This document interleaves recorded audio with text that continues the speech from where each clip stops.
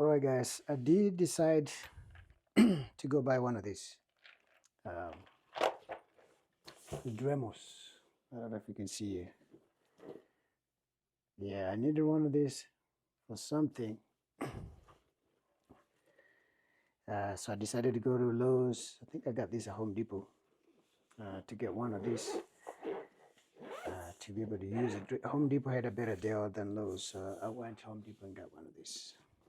I've never had one of these, but I'm realizing how every other time or for some DIY work, sometimes you need this Dremel to work with. For me, I needed it to be able to. I'm trying to stain my stairs. If you guys have watched my videos, and I was trying to grind some areas on the stairs to remove the stain that was there previously before I can stain it. And I try to use a sandpaper. I try to use like the grinder, you know, to see if that would work better. But yes, it did in most of the larger surfaces, but for the little corners and like really weird angles and stuff, I couldn't get into it. But when I got one of these, this one really works better for me. It came with this kit right here. It's got all these little tiny grinders. If you can see it, this little grinder right here. The only thing that I had to buy was this wood cutter right here.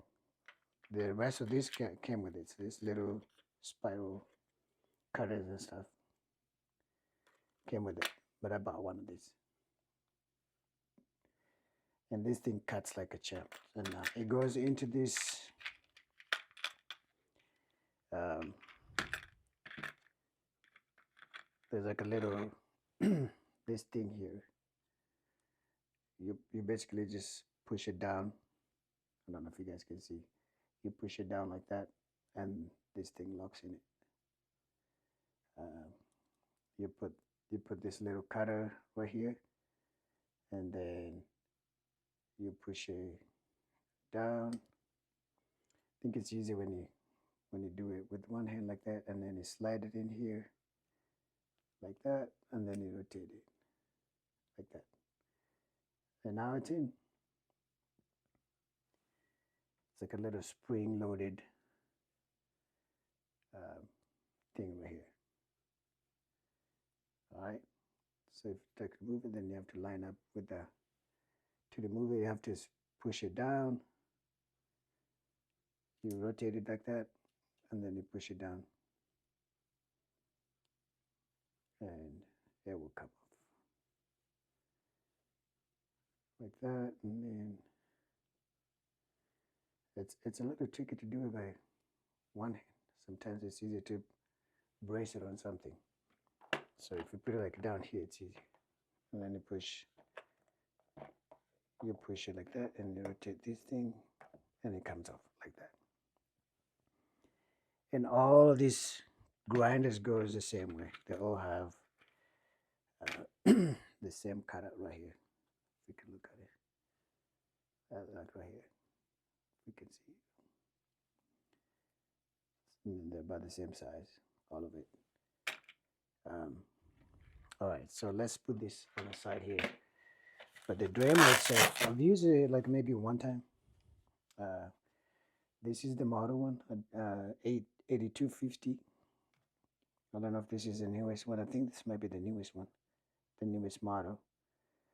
This is battery powered. There's all ones, the corded ones.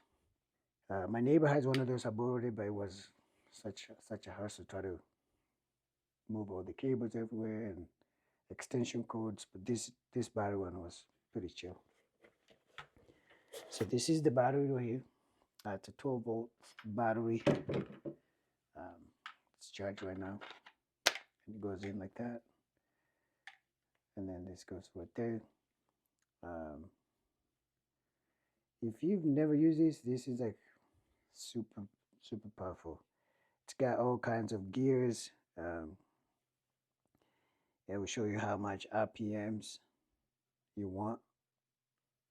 So if you turn it back, if you turn it on, this this this spot lights up right here. So the battery is charged. So now it's at 15 RPMs right now. If you want to move it up, you use this dial right here. So that's 15, 20, 25, 30. All right. So if you put it on a 30, it vibrates. It rotates like crazy. Yeah, like that. And so depending on what you want to grind, you would have to pick up the RPM that you need. You don't want to put it like, depending how hard the surface or what you want to try to cut or grind and how much power you need. I usually just leave it like maybe 15 right there for like, or sometimes even 10 for like sanding and grinding with these little grinders right here.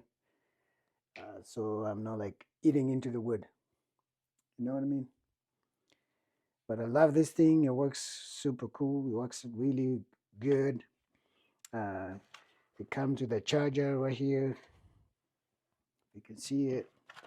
It's got a little plug-in that the thing sits on. Maybe I can remove it so you guys can see. I wished. Let's see. It's got this rubber band thing that holds it. The charger looks like that. You know, I wish this thing could like, you know how some chargers this thing falls, like you can hide this thing in. I wish they had it like this, but this one is just like that, like, and then it's stuck into this thing. You can't like unplug it. It's like one piece. I wish you could unplug this and then plug it back on, and this would be one piece, and then these prongs right here, you can like hide it in here, you know, but it's not like that. Dremel. Think about that, the engineering. Think about that. But to charge it, you have to remove the battery, and then the battery goes into this charger, like that. And then plug it on the wall to charge. It takes about 2 hours sometimes, or maybe an hour or two, to charge this thing to 100%. It is 3.0 amp hour lithium battery. So that's the model number right there. If you needed to buy an extra one. So if I only have one battery, I don't use it as much, but I do use it every once in a while. I had to use this to cut some wood, and this thing cuts, man. It doesn't play games. It cuts like fast. Yeah, so here's the Dremel. 8250. I love it. It's nice. It comes with manuals and right here. I haven't even opened mine because YouTube, man.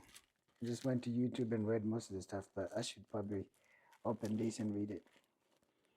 But I've used it before, so I didn't think that I needed to read this. But I have it. If I ever need something or something happens to it, I need to do my research to try and find out what the problem was. And it comes with this quick guide right here with a bunch of accessories that you might buy or need for this Dremel. Just the basically what's in that box right there. Everything that's in this, it's in this piece of paper telling you what they do, and how to use them. There's a little wrench that you use to, once you put that little, you put this thing in here. Show you. Once you put this thing here in this hole, yeah, you push this lock right here down, and then you open this, and then you tighten it. So you open it like that, and then you slide this thing in here, the chuck, and then you tighten.